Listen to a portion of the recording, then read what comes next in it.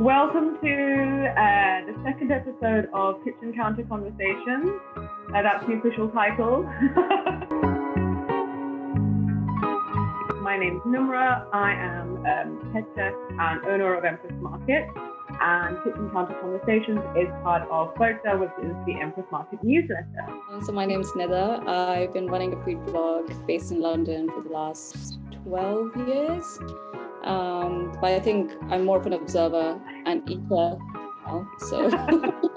So I am a food writer, and I've been writing for about 3 to 4 years. I've had stories published in Vice, Eater, Juggernaut, and a few other publications. And my writing predominantly focuses on sort of food as material culture and really understanding the link between history, culture, and identity, and how we can, see those issues through the lens of food.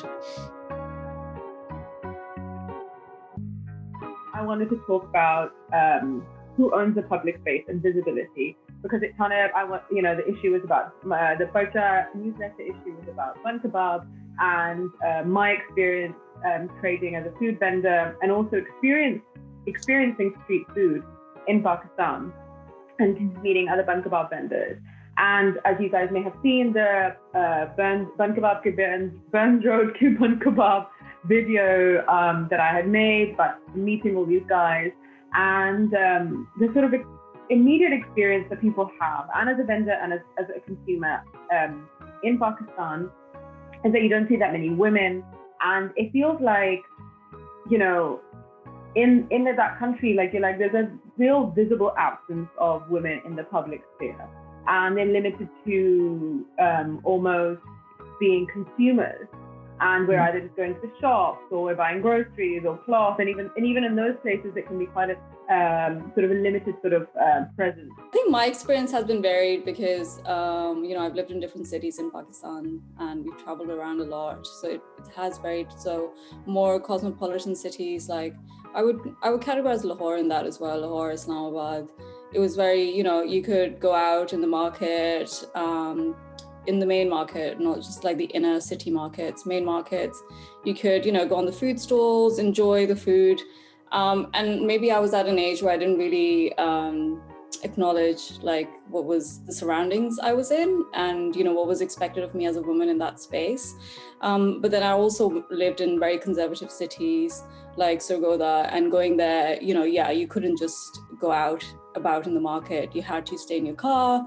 Even if I went somewhere, I would have to go with my dad or someone, or, I'd be taken there. So again, then there's obviously a privilege in that as well, that, I had that protection around me. But my experience in that way was that women do not belong in this space. I could go there as someone who could experience it as a participant, but I couldn't say, oh, I own this space. So I had to be very mindful of my behavior in that space and what I could and could not do. It just comes down to like how public spaces in Pakistan and in the urban centers are really just segregated along gender and class lines.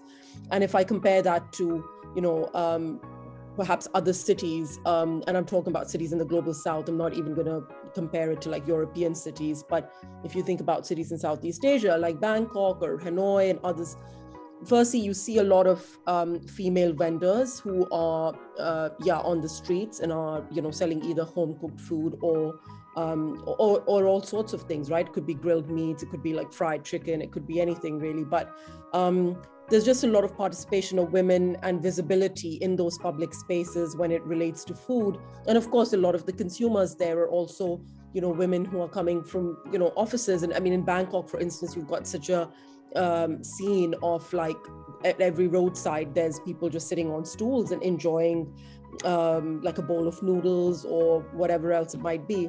You just don't see that in Pakistan. But I think we have to also situate it in the context of how dining out has also evolved. I don't think it was still the 70s or 80s that people would even go out much to eat. I mean, it would be very much if you were on a road trip. So if you're on like GT road, you'd be stopping at dhabas and perhaps having like dal and naan and, like all the like really good dhaba food.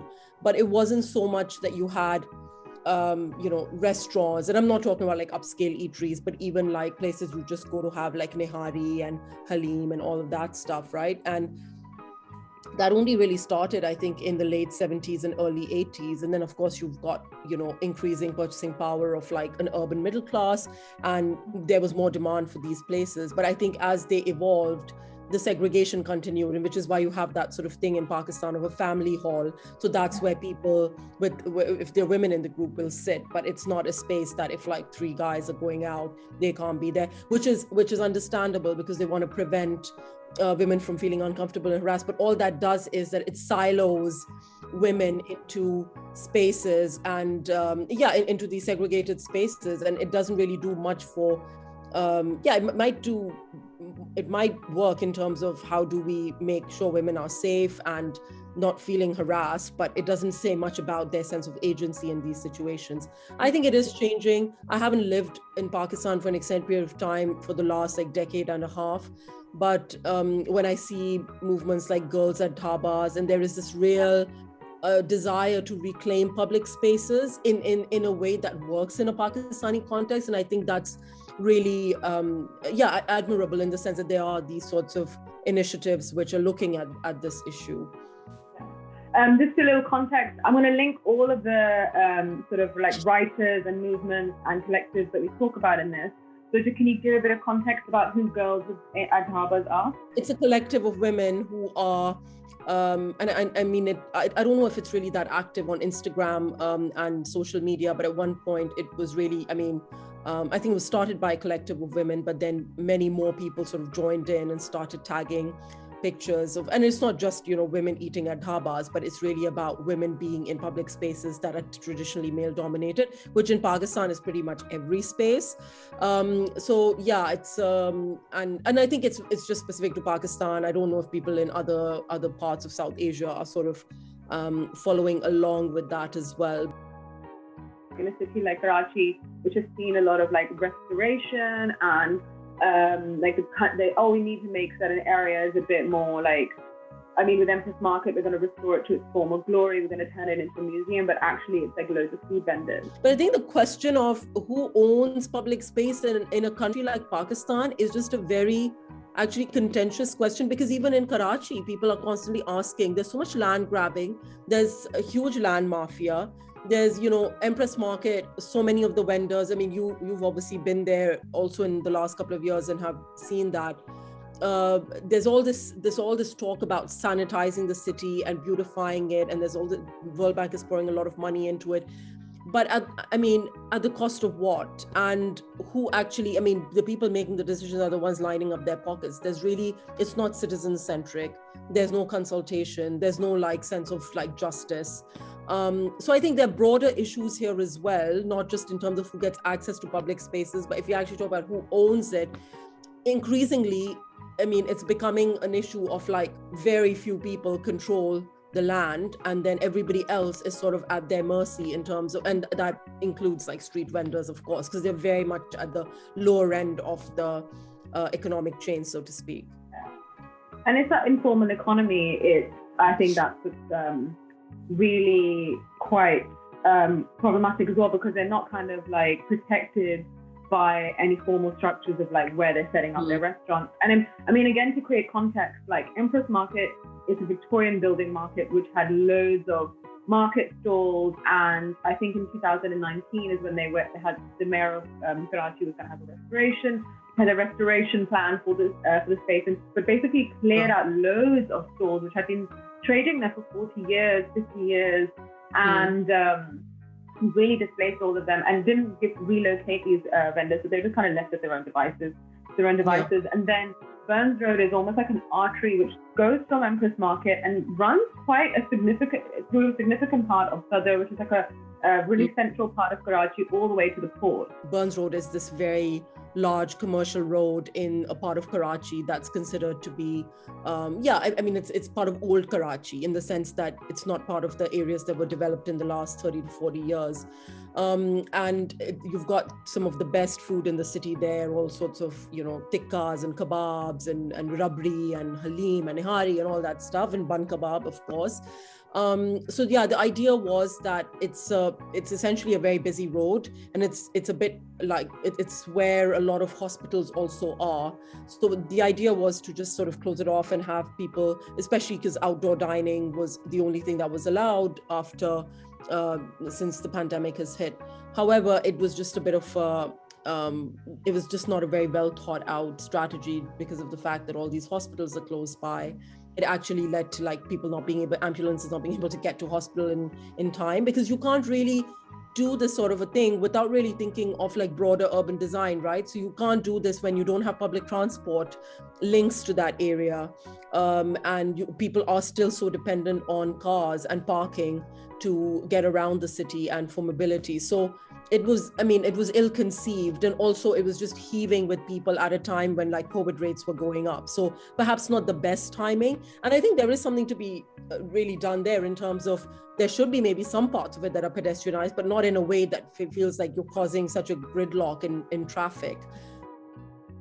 Every time there was something to do, like, oh, where shall we meet as friends? It's always like, okay, let's go out for dinner, because to Rida's point, where else can we go? We can't go in parks as a group because someone somewhere will come and be like, why are you guys here? Especially if it's a mixed group of girls and boys, they'll be like, you can't be here, together. So it's always that thing like, okay, let's go to a restaurant because at least it'll be more legitimate to just go and hang out rather than, I don't know, just enjoy the greenery in a park, which you can't do.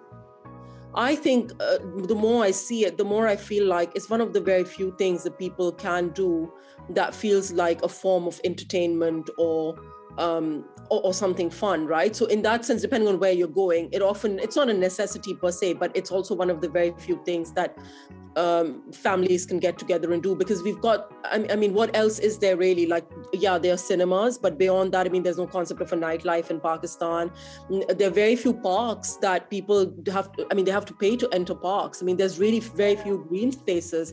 So given all of that, I mean, eating out has just become, for people, it's just become a huge pastime. And I'm sure that's true in other countries as well. But I think in Pakistan specifically, there are very limited options in terms of how people can get together and really spend their time, other than meeting at each other's houses.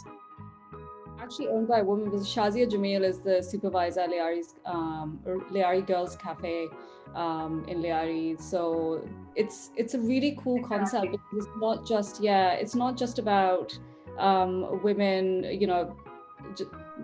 girls cafe in the name itself, but it's also an empowering communities around that. So they give different English lessons to girls, they have boxing classes. It's a real communities it's a community fueled concept, which is not just a cafe. So it's there to empower women to feel more comfortable to come out. And I think that's where we need to shift the conversation, because yes, we all know that very few people in Pakistan have have the strength, and they are the ones who are the ruling party. We know that's the reality. But equally, there are women like her, and there's another one I was reading about, Sanam, who is Lahore Bawarchi Cafe in Lahore, which is another upmarket restaurant. And she was, again, I think you'll probably touch on the class thing a bit later, but she doesn't belong to the upper class. But at the same time, she didn't let that stop her from going out and earning that space and saying, no, I'm going to be managing this restaurant. I'm going to be, more the focus point and manage this space. And I think that's kind of where we need to sort of start shifting conversation, that yes, we need to champion more of these stories where women who are trying to make that difference are now coming into the forefront, rather than just talking about what the impact has been to date on, for example, where the money is going, who's owning these cities at the moment, the land mafia and all of that.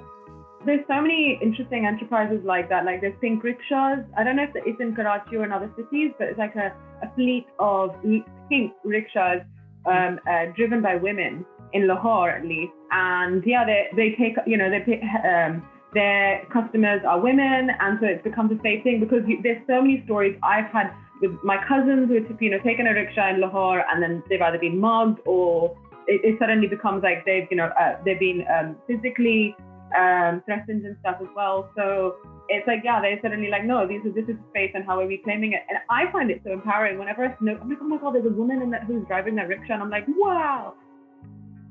It just takes one person to change that, that perception, right? For me, if I see someone else doing something that I wish I could do, I would probably feel more comfortable doing that and, following in their footsteps rather than, I understand it's very overwhelming and even scary to be the first person to do something that no one else has done, because people will talk, they will tell you, why are you doing this? Are you mad?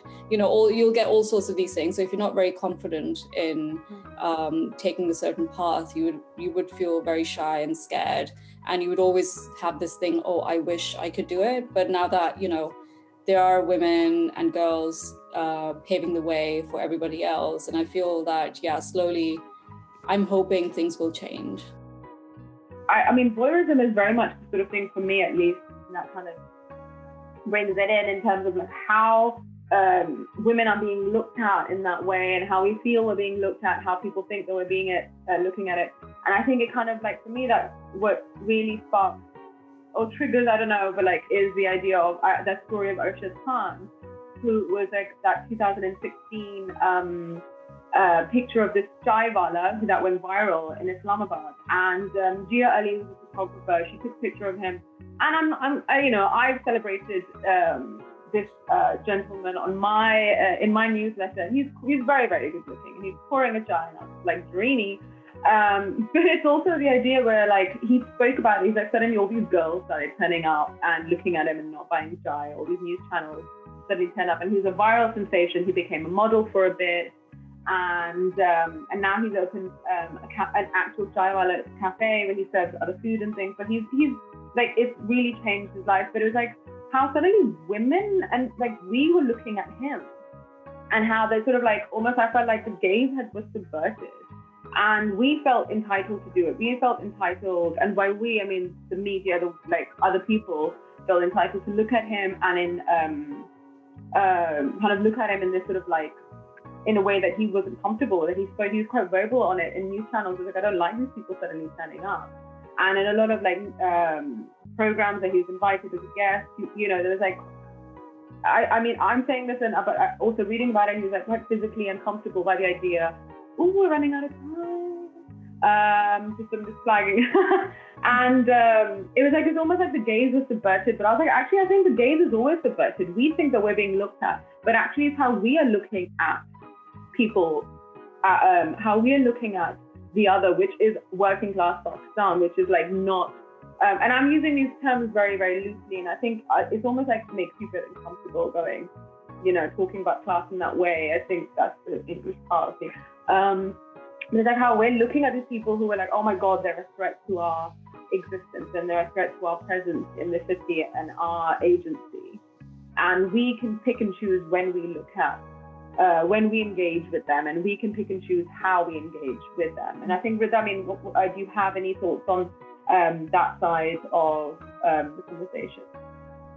Yeah, you bring up a really interesting point. And I think as much as there is a sense of, especially for women, that we feel uncomfortable being part of certain spaces, and hence we're not going to go and like sit at a dhaba, or we're not going to go to like some parts of the city where we know that, I mean, even the terms used by people from like upper middle class or somewhat privileged backgrounds is like, the crowd is not good. Mm-hmm. That's like a euphemism for that it's working class people who go there, right? So I think that's, I mean, never say that. I mean, we won't use the term class, but we'll always say the crowd is not, crowd theek nahi hai, ya crowd hai, things like that, right?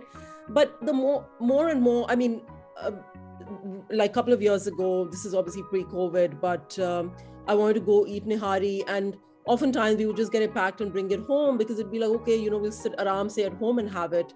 And I was like, no, actually, I want to just eat it right there. Like, I want to go there and have it for breakfast. And their like, family hall or whatever was closed. So then we just had to sit in the main area. And the owner seemed to be really concerned that we would be uncomfortable, because they're like, yeah, but this is where like everybody else comes, and so most of the other people here are people who just work in this area. I was like, I don't have an issue with that. But then I realized that they're so used to people coming and creating a bit of a scene, or perhaps saying, oh, create a separate space for us. So we need to be conscious of how we as privileged members of society also believe that certain spaces only belong to us, and that crowds out other people. And I know that's problematic, because I'm not trying to take away from the fact that there are some genuine examples where women do feel unsafe and harassed. So that's for sure. But at the same time, I do wonder how much the segregation, especially along class lines, has created this sense of like, we're not going to go there because it's just not up to the mark for us. And then we make other people feel uncomfortable as well. So it's very much a class discrimination that comes from people from privileged backgrounds. This piece that Sabah Imtiaz wrote on gentrification of chai is a very good example of that, because in the last like 5 to 6 years, there was an area in Defense Housing Authority, which is like basically a part of the city that's been recently developed, and that's where like mostly upper middle class and upper class families live, and it's considered to be safer, and it has big houses. There are a lot of commercial areas that are part of Defense Housing Authority as well, and one like entire stretch just became full of chai walas, and in a way it had sort of it kind of mimicked how you would have chai at a dhaba. So they've got like charpais and they've got like plastic chairs. So I mean, it's not meant to be fancy at all. It's not like they're trying to create something that people who live in defense would, I mean, they're not like serving like, oat milk lattes or anything, obviously. It is very much like exactly the same chai that you would get in southern and other parts of the city. But it was 3 times the price, and the whole thing was like, oh, but people who live in Defense in Clifton, which is an adjoining area, would just feel more comfortable coming here. This is the kind of area where other people like them hang out. And if that's not gentrification of chai, then what is? And I think we see that in other cities as well. I think that happens in London too. We don't talk enough about it in terms of, we talk about gentrification, but not in terms of like food and the restaurant scene, although that is now starting to happen. So I think it is very interesting in terms of just sort of unpacking and dissecting our own privilege and how we also interact with these public spaces. Thank you so much. As always, love speaking to you. And hopefully now we can actually go out and eat outside. Thanks for having us, Numra. It was really great to have this conversation. Take care. Enjoy the sunshine. Bye.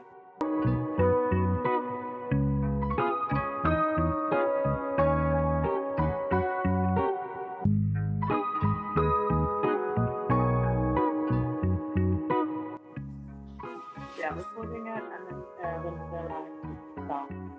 Okay. Do you like my purple dungarees? Gee, Baby ki tarah I'm dressed, woman.